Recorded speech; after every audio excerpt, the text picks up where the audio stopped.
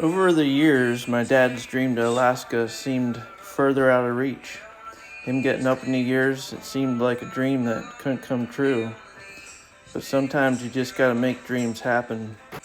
You gotta head out on the road and see the trail and make an adventure with Larry.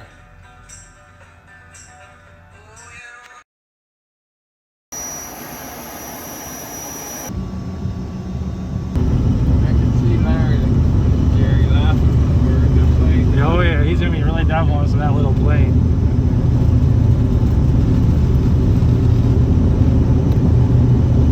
There's the helicopters too. We're almost in the air, man. Oh, that's cool.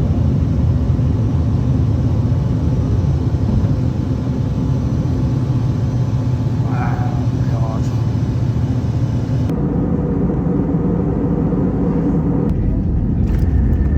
Popular Alaskan. An opportunity of a lifetime. I'm up here with my father and my brother. We went up to hunt moose today. Here's the cabin. All right, first day of hunting. Alaska. Larry's the man. He knows where they're at. So we're heading out in the truck today. What do you think, Dad? Are we getting any? Is the sky blue? Sky's blue. All right. We haven't seen one vehicle. No.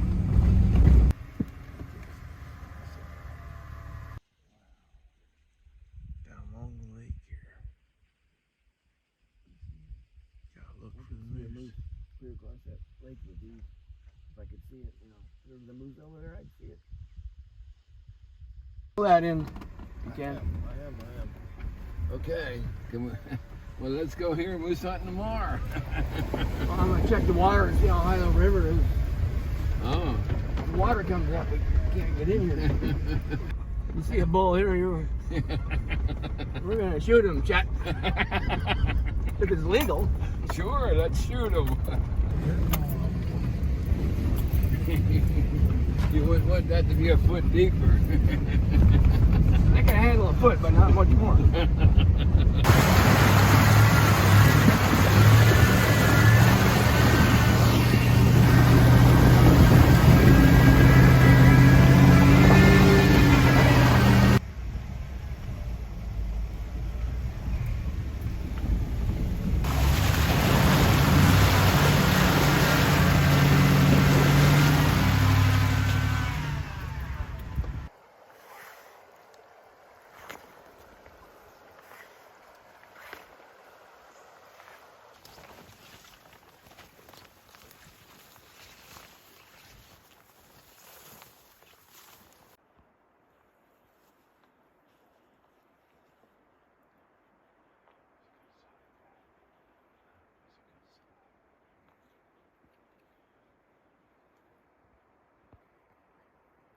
Oh.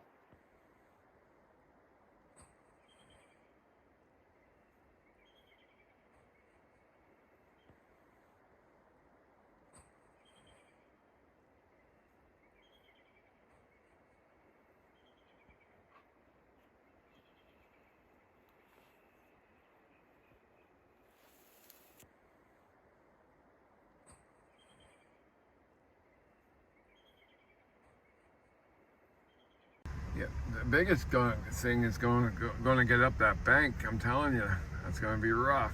Yeah, I know. I don't know if you guys should do that. It was shallower last year, Chet. It ain't now, though. What do you think, Larry? See Brandon check it.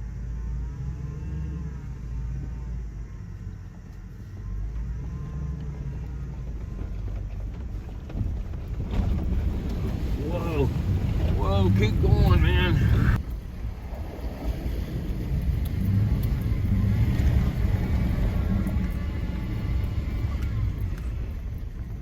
You get soft in there, Chet. Yeah, it does. Now, where's your tracks? Right there. Ain't they? Hang on, guys. Yeah, hang on. Here we go. Keep her going.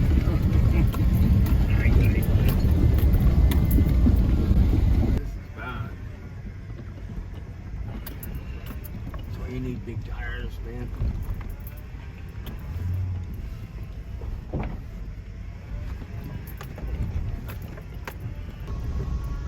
There is no road here. No, we made our own No road. roads, Larry. I just keep saying, what's next? What's next? Boy, that's a big one there. Watch that, Larry. Boy, don't hit them all. Come over here, man.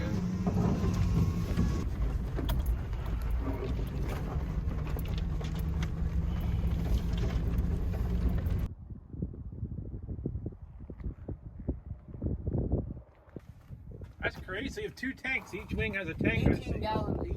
18 gallons a side. Okay. Didn't you eat breakfast, Larry? No! Aye. All right. All right, see you later. See you buddy. later, Dad. Stand clear of the prop.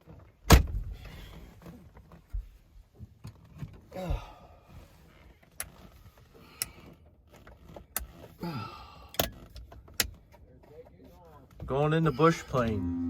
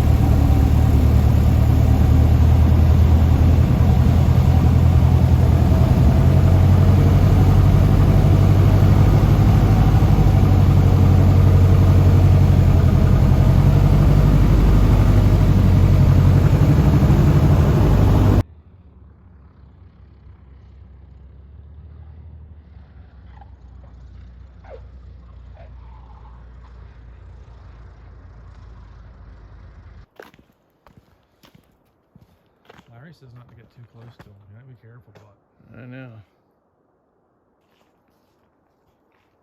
There he goes.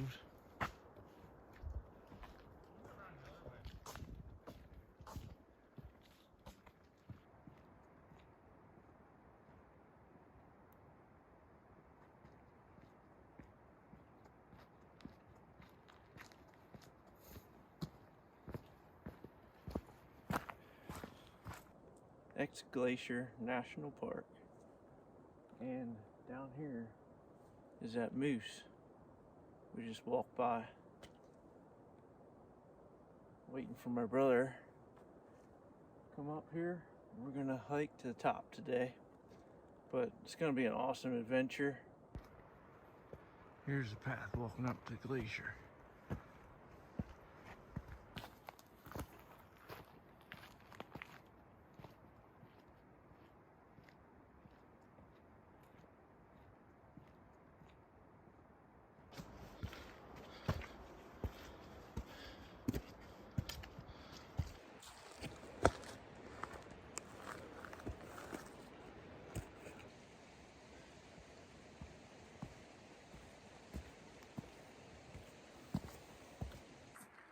Just a simply awesome view. Taking you right up here. It's one of the oldest glaciers.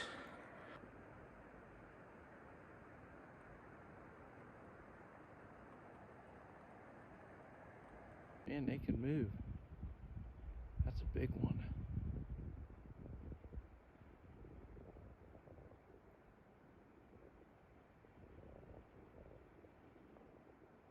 That's black bear, yeah. That's a good black bear. Imagine what it's like up there. There he goes in his hole. Have you seen that hole?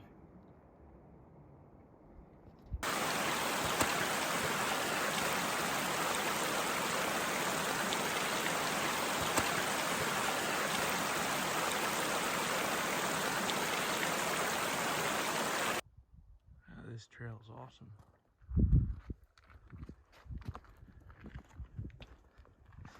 Heading out to the glaciers. It's like you're on top of the world. There's no bad views up here. This place is heaven on earth. Hey, in shape. Whoa, easy. This was water in here. Yeah, this is full of water. He needed four-wheel drive. You remember that? He went through that mud there. Yeah. 9 degrees. Wow. Yeah. Can you believe that, Jerry? Cold moose hunt dash. We'll be stuck, Larry. That might be deep. That's deep, know. Jack. That's deep. That's like a pond. That's deep. Woo. That ice is that thick on you.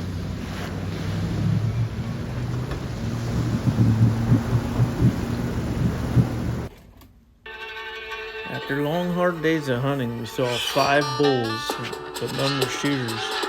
We're enjoying every second, but it's time to head up the river to Homer, Alaska. Some of the best fishing in the world, and adventure beyond belief.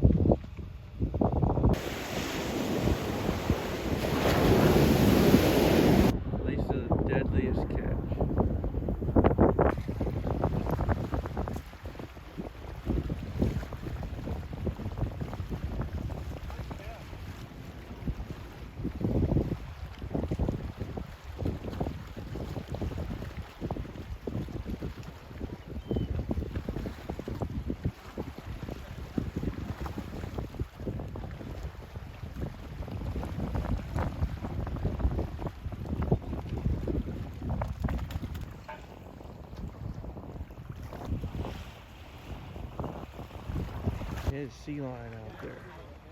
We were at Stewart, Alaska, and we got a salmon. We got 5 today.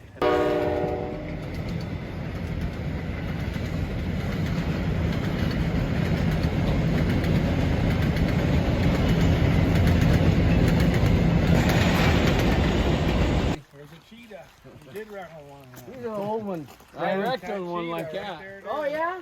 Yeah. You wrecked on a cheetah?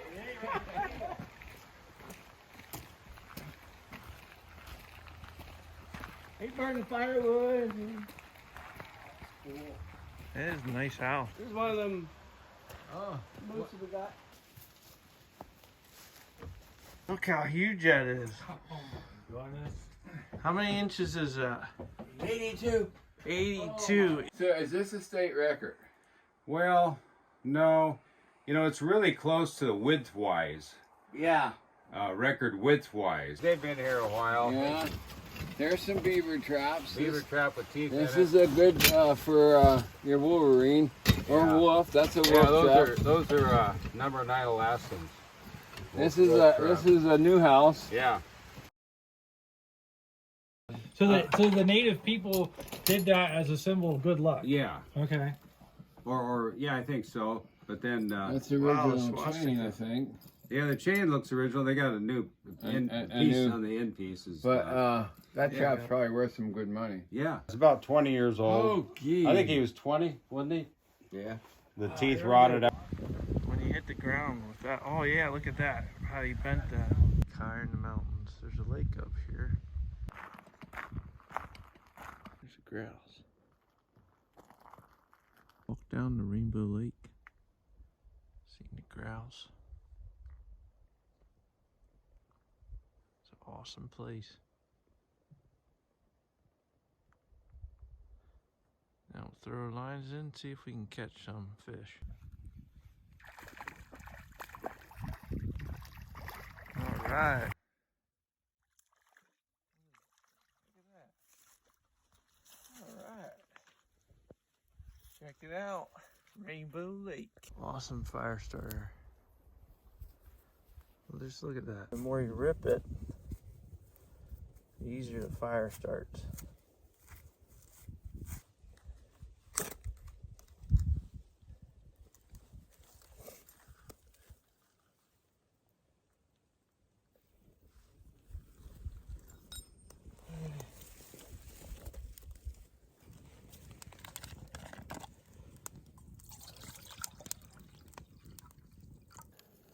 Getting pretty warm, good for a hot meal. Let's see what that does.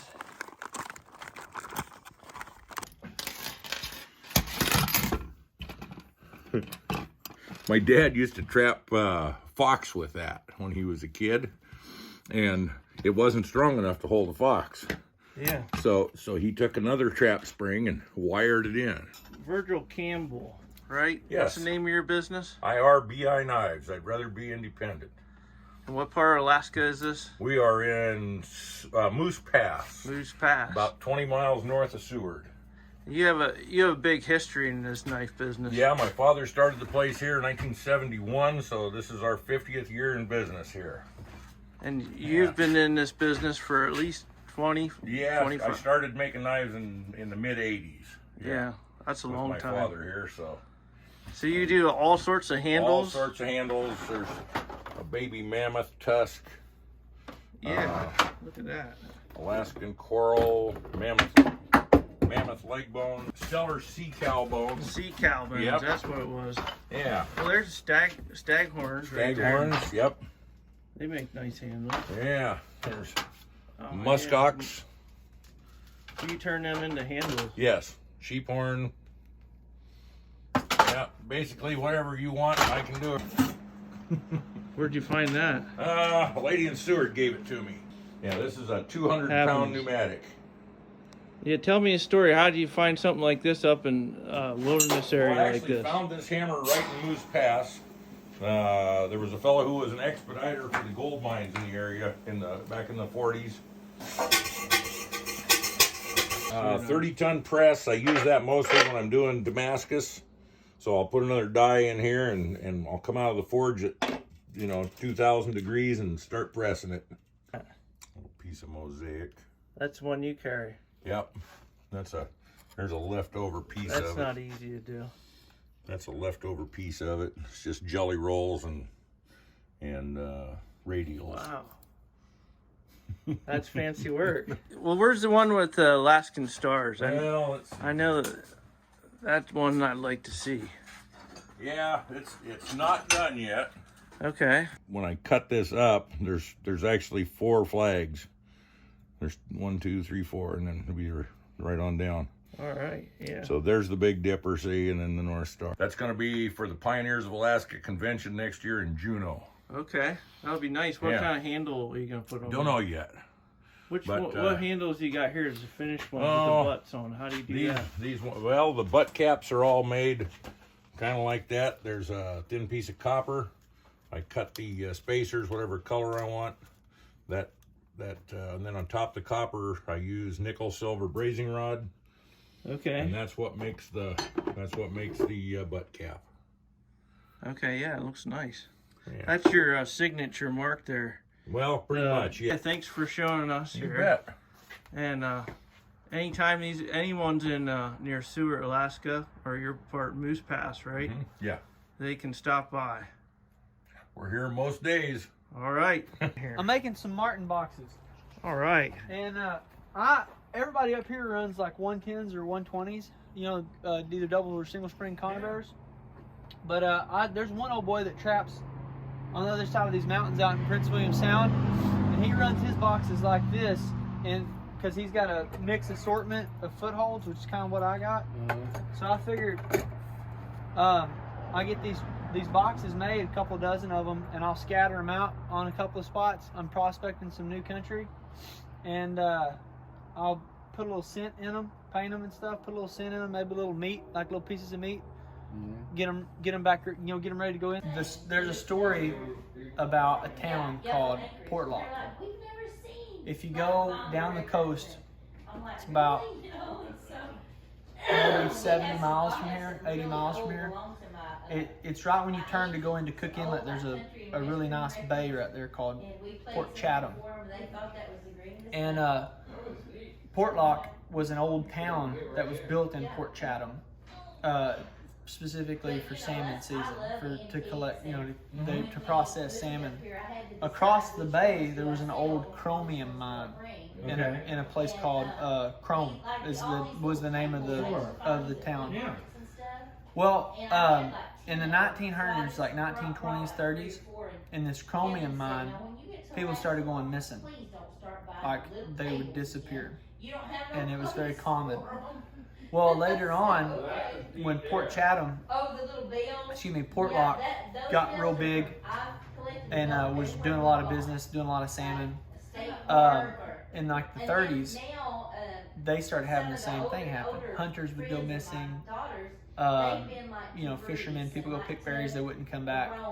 And then, as time progressed, they started finding bodies or parts of bodies in the woods, and there's a lagoon behind the town, and these bodies, pieces of these bodies, and these bodies would wash up in the lagoon, and it really started to freak people out. Well, there's all different kinds of stories about guys would like be tracking a moose or something, and then they would find a spot where there's like blood and like all kinds of stuff where like a struggle happened, and then the moose would be gone. But there'd be like these big huge footprints, a couple of sets of these big huge footprints, and drag marks headed off in a different direction, like they drug the animal away. Yeah. And so people were like getting really spooked, and it was predominantly Native Alaskans that were working there. Well, I don't know what happened. To this day, nobody really does, except for that people literally left food on the kitchen table and left. There was a mass migration overnight. Like, people loaded up their canoes, their kayaks, whatever, and they left. Just completely abandoned the town. They live there now? No, it's abandoned town. The post office was the last thing to close, and it closed in like... This is Chrome, right? No, this is Portlock. Yeah, so I've been to the town. There's a town there. There's buildings and stuff. Some of them have fallen in on themselves and stuff, but it's an abandoned town. And if you ask anybody, the natives in like the surrounding areas, they don't go there. Nobody lives there. Nobody goes.